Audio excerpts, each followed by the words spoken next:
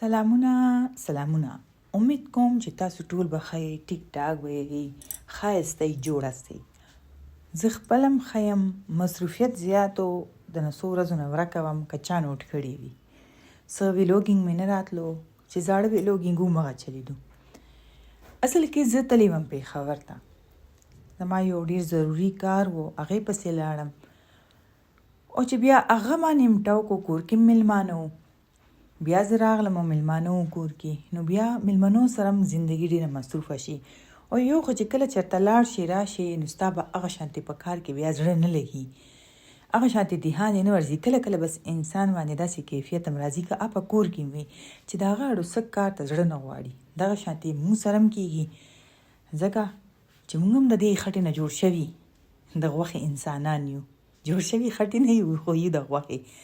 د الله کرم دی.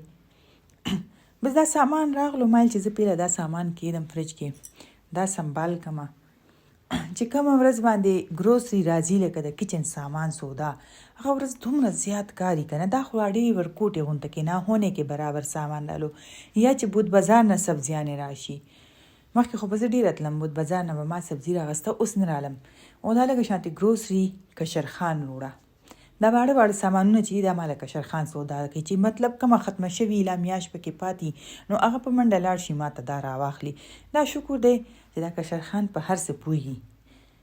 مشرخان هم کم نه دی خو هغه لږ د خوب زیات شوقین دی. نو بس هغه راله دا وروړه او زه لګیا شم. دا ځینې خلک وایي که نه مونږ کره ماشومان نشته، نو چې داسې ورکوټې ماشوم در کره نه وي که نه نو سودا ګوره ډېره ګرانه شي، ځکه چې ښه ته به په کټوۍ سالن باندې لګیا یې، یا به څه پخې تا ته به رایاد شي چې وایي ماچس نه وایي مالګه ختمه شوه. دا کېږي. ما خو دا عادت جوړ کړی چې د مالګې پیکټ زه کله هم نه خالي کوم، لږه مالګه پکې پرېږدم، لکه یو پیکټ چې دی چې زه ډبي ته واچوم لږ شانتې هغه پیکټ کې پرېږدم، چې کله مو ختمه شي نو زه چې پیکټ راوالم بیا زه پیکټ نه لړه کوم، اما همخ پروتي تر هغې پورې چې څو پورې ما بل پیکټ مالګه نه راغوښتي. ولې چې په دې مالګې او په دې ماچس باندې اکثر انسان شرمنده کېږي. ماچس مې لایټر استعمالوم، لایټر مې دراز کې ایښی چې ماچس څنګه ختم شي، ما ته پته چې نشته نو زه لایټر راوالم او بیا زه ماچس راوغواړم، داسې کومه. او دا بل لایټر دی موږ سره چارجینګ والا، اوس خو ماچسونو دور لاړو نو بیا ځان سره زه بل لایټر ایږدم ورکوټی. خیر څه به مو زړه ستړی کوم. دې خوا زه پخوم اډوکي. دا د اډوکو والا شوروا چې دا دومره په طاقت کې چې زه تاسو ته د دې طاقت او فایدې نشم ویلی. دا داسې شی وه چې د کشرخان په خپې کې مسله راغلې وه، نو هغه ټایم نه موږ ته ډاکټرانو ویل چې دله د اډوکو ښوروا ډېره جوړوي چې څومره زیاته یې، خو دې د خپو والا چې کومې پاینچې وي هغه نه خوري. د غوا خپې سي اوږدې اوږدې غټې غټې ډېرې ګرانې قیمتي. خو خیر لکه دا اډوکي زه دله داسې جوړ کړم، اوس تاسو وکتو ما اډوکو هغې کې ما اوږه ادرک پیسټ واچولو، هغه مې ښه ښکلې ویشول، نرم شوې نه ګورئ. نو اوس دلته دا پاخه دي او دې نل کې چې څومره غوړي دي کې زه غوړي نه اچوم، اته نه وروته. اوس به دې کې زه لږه شانتې غوښه هم ور واچوم، مطلب دې دپاره چې لږ شانتې انسان خو خوند ترې نه والي. که دې کې ما اوس مخکې نه غوښه اچولې وه نو او پکې داسې روکه شوې وه چې هغه غوښه به بیا ماته نه وه میلاو شوې، بیخي پکې ورکه شي که نه. نو ځکه مایل چې پلنې پکې ما شوین دا وینئ دا داسې نیم سیر غوښه ده بغیر ډوکي ده. اوس دا مې پکې واچوله، اوس به کوکر ولا بیا پریشر ورکړم چې داسې 20-25 منټ ورکوم، دا هم پکې نرمه شي. نو دا پکې لږه ژوندۍ زمون کار به وکړي. او دنیا او زیرې پاوډر مې پکې اچولي دي او نورې مسالې پکې نه اچو.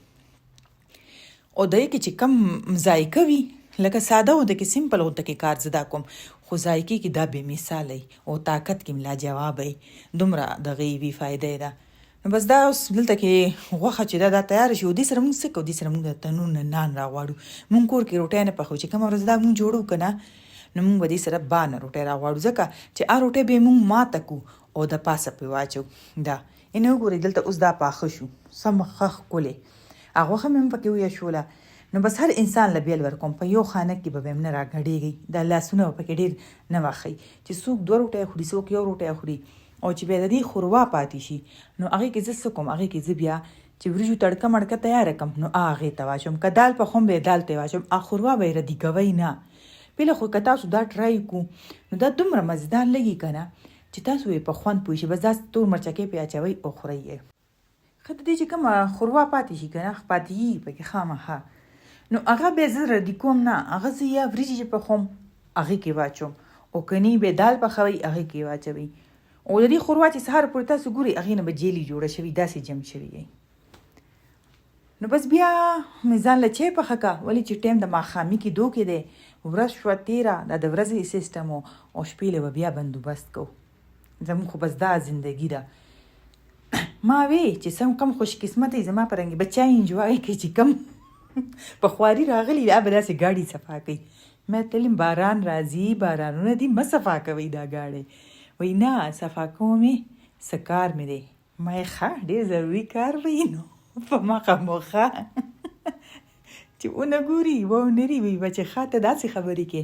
مې زه خو خپلې چای ته چې ته په ارام کښېنم دا چای به اوس کمه او دې نه پس چې دی بیا زمونږ د کور کار به روانېږي. لکه سبا له مې اراده ده ښه ډېرې کپړې ووینځم ځکه چې میلمانه کور کې یو کار هغه شانتې نه کېدو باران مو کار ته نه پرېږدي. خو چې کله میلمانه لاړ شي هغې پسې مو زړه خو خفه وي خو بیا راله منډې م ډېرې راکوي که نه کارونه زیات شي هغې ته خو بیا غلی کېدی هم نشو په ارام کېدی هم نشو هغه هم کول ضروري وي. خو بس الله دې ورکړي همت هر چاله ټولو له سره زما ما له ډېرې دعا کوي چې الله دې ما له همت راکړي.